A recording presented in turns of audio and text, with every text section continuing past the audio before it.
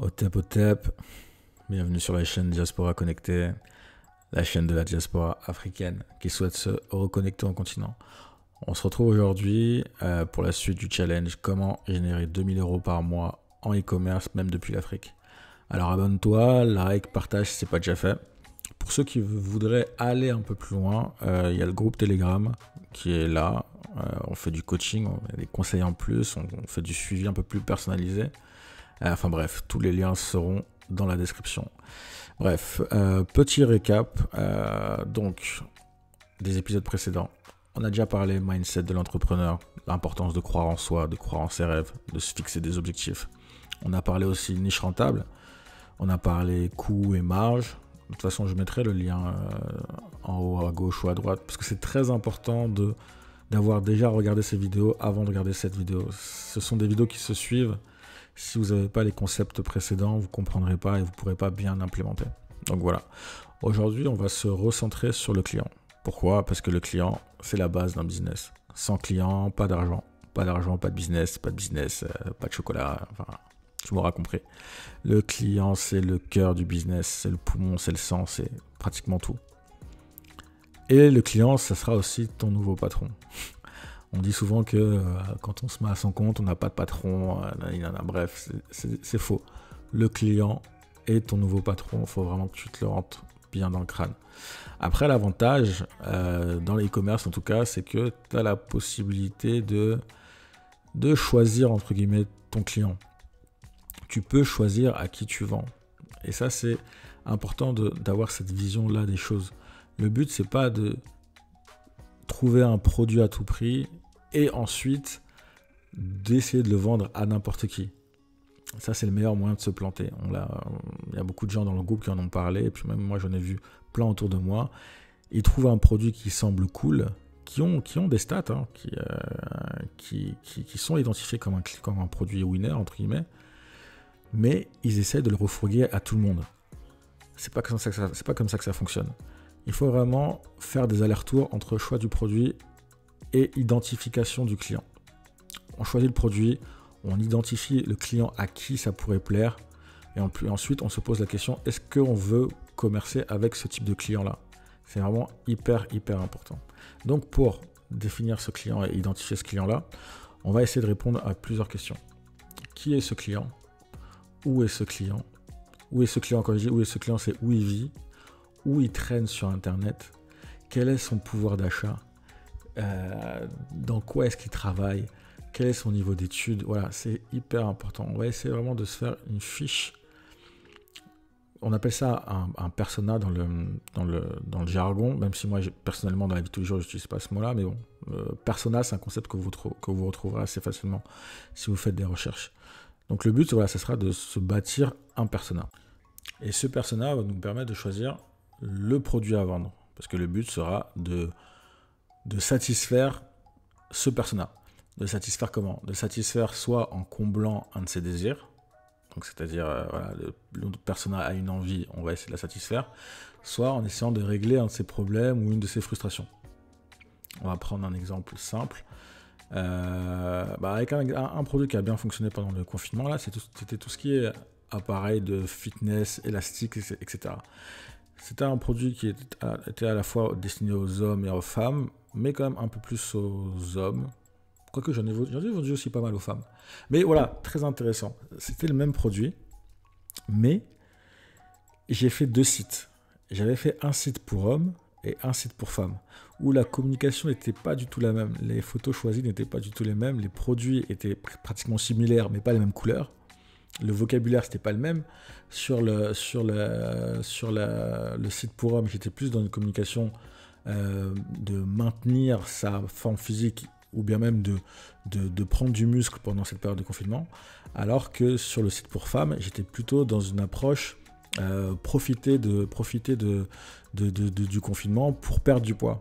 Pourtant, c'était les mêmes élastiques. Hein. C'était les mêmes élastiques. J'en ai juste pris des bleus et des rouges pour les hommes et des verts mauves pour les femmes.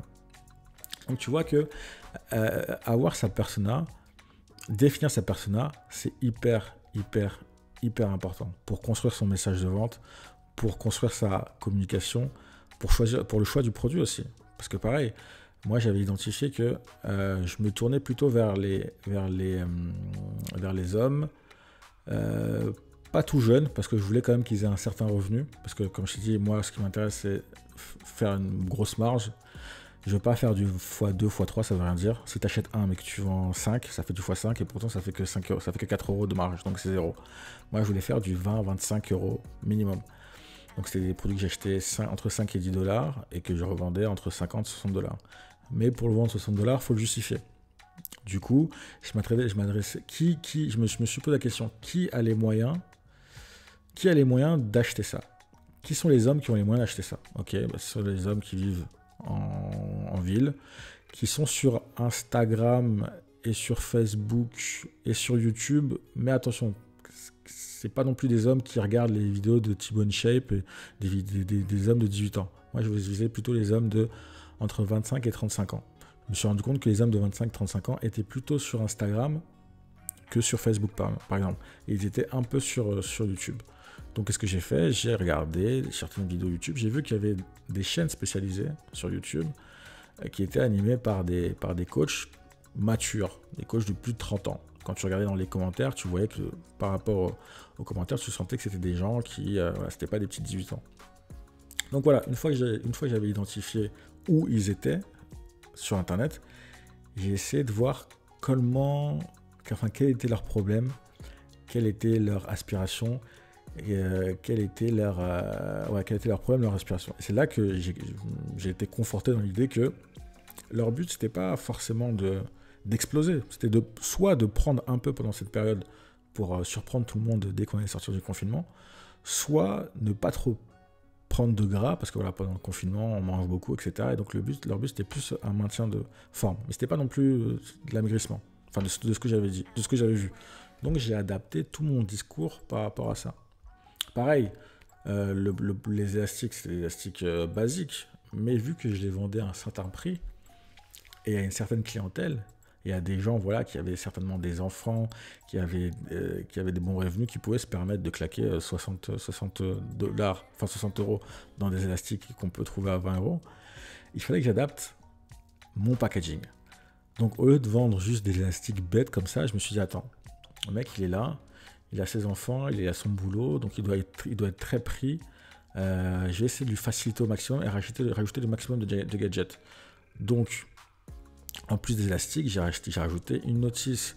J'avais trouvé un PDF avec des mouvements à faire. J'ai rajouté le PDF gratuitement. J'ai rajouté un petit sac de transport pour pouvoir l'embarquer au boulot. J'ai soigné l'emballage. C'était pas juste un sac plastique dégueulasse, c'était voilà, un petit carton avec un petit logo, etc. Donc voilà, bien choisir la persona te permet de mieux identifier les besoins pour pouvoir mieux y répondre, de savoir où la personne se trouve sur Internet pour aller la chercher, parce que comme je t'ai dit, une fois que tu sais où elle se trouve, c'est facile de mettre ton message de vente en face. Si tu sais que telle personne, si tu sais que ton persona fréquente tel groupe Facebook, bah, tu n'as plus qu'à t'inscrire, à sympathiser, à demander au modérateur de mettre un commentaire. Et voilà, c'est comme ça que tu vas générer le trafic sur ton site. Parce que ça aussi, c'est une étape importante, on en parle un peu plus tard.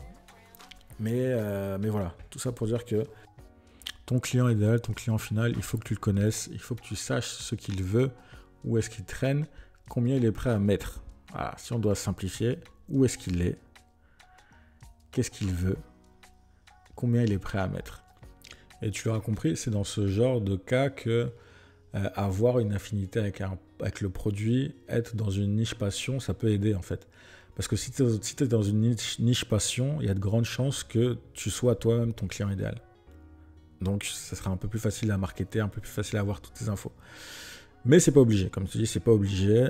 Tu peux très bien prendre un secteur que tu ne maîtrises pas forcément et te former sur le tas, apprendre, etc. De toute façon, c'est vrai que pour vendre un bon produit et